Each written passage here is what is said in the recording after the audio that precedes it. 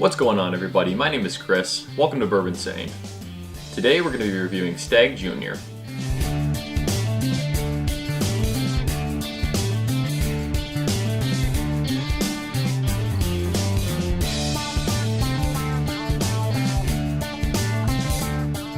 Now, Stagg Jr. is made by Buffalo Trace, and Buffalo Trace, of course, is one of the biggest bourbon producers in the world.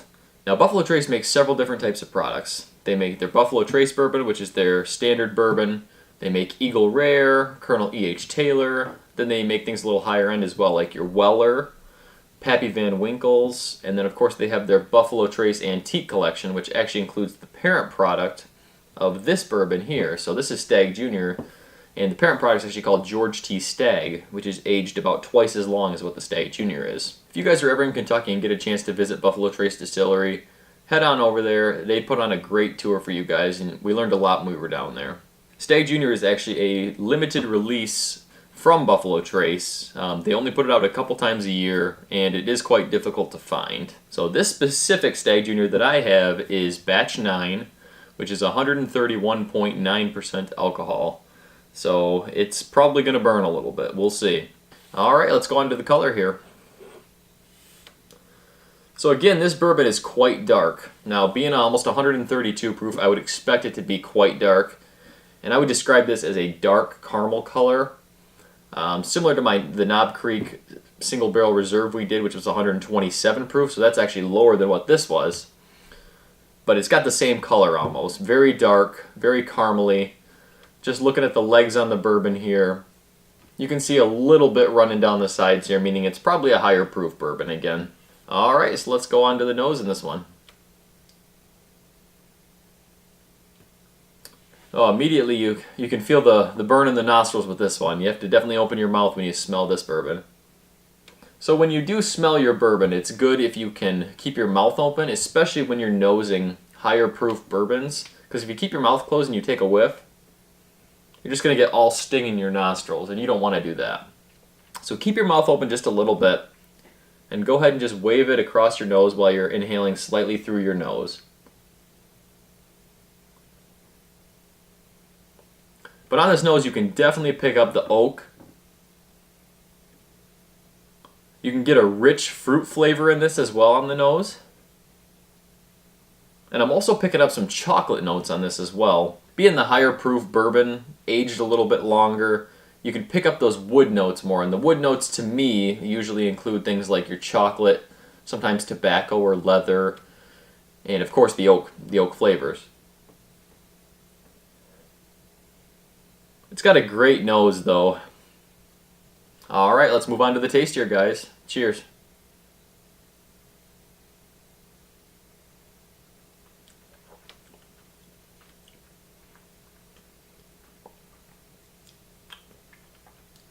You definitely get the burn going down on this one. Almost 132 proof, I would expect that. But you definitely get the burn on the tongue and going down the throat. And the Kentucky hug is definitely there with this one. Great flavor overall. It's got the oak notes. I'm picking up the tobacco notes actually a lot more on the taste with this. When I first opened this bottle, I didn't pick up any tobacco at all on it, at all. And now I think that it's opened up for probably a couple months now that I've had this bottle. I'm picking that up more. Still get that chocolate flavor on the taste as well. And I am coming off the back of a Knob Creek tasting as well. A Knob Creek Single Barrel Reserve, so also another high proof bourbon. So I don't know if that affects the taste at all. The tasting notes you guys will pick up with bourbon is all going to be dependent on the things you eat, the things you drink, before, after. So depending on what you were doing that day, pretty much, it can change the flavor of the bourbon you're drinking, or the whiskey in general you're drinking.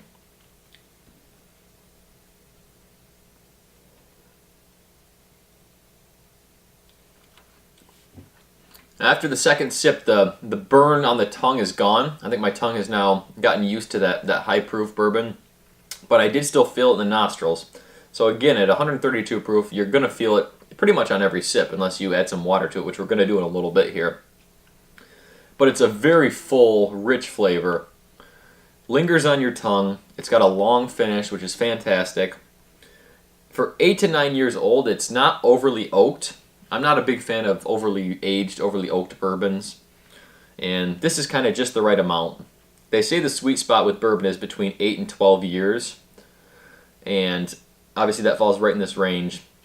You can pick up notes of still those rich fruits and also the age with the oak. And I feel like this is just a fantastic overall bourbon. Alright, so let's go ahead and add a couple drops of water here, see if it changes the flavor at all.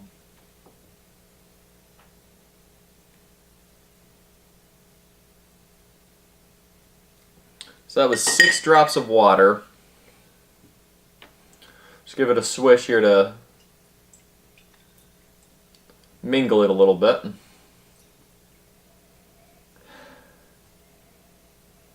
I'm actually getting a lot more oak on the nose now that I added some water to it.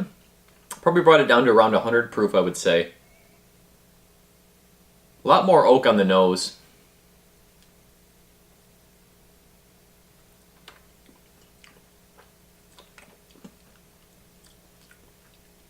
Chocolate comes through a lot more on the flavor actually now that I added some water too. More oak again on the taste. Chocolate notes and oak notes, I would say, is what comes through when we add water to this. It's a great bourbon. Great flavor still.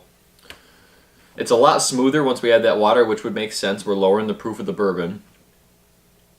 I'm still feeling warm inside the chest, though. I don't know if that was from the original sips or from the adding the water to it, but overall, this is a fantastic bourbon. If you guys can find a bottle of this, I know it's difficult. It's very rare to find. Go out and pick up a bottle. Retail price on this is between $40 and $50. On secondary, it's probably going to be $60 to $70. Personally, I bought this bottle secondary when I was first getting really into bourbon. I was buying up everything I could. I probably paid around $60 to $65. I don't think I would pay $65 to $70 again for this bottle. If I could find it between $50 and $60, I would definitely pick up a bottle. Stagg Junior can be a little rougher on the edges for some people because of the high proof, and something about it sometimes, just to me at least, feels like it's not completely rounded off where it should be. I have tried just a sample of the George T. Stagg, the parent product, and it really kind of brings the whole Stagg picture together. Personally, I prefer high proof bourbons, so this is kind of right up my alley. It's got all those great flavors, not overly oaked, but all the flavors and full, rich flavors and feelings you would want in a bourbon. Since it is such high proof, you can add an ice cube to it, add some water to it. However you drink your whiskey is fine, just as long as you're drinking it. Thanks so much for joining me today, guys. Stay insane. Thanks for watching the video today, guys. If you liked what you saw, go ahead and hit that like button and that subscribe button. Also follow me on Instagram at Bourbinsane and Facebook Bourbinsane.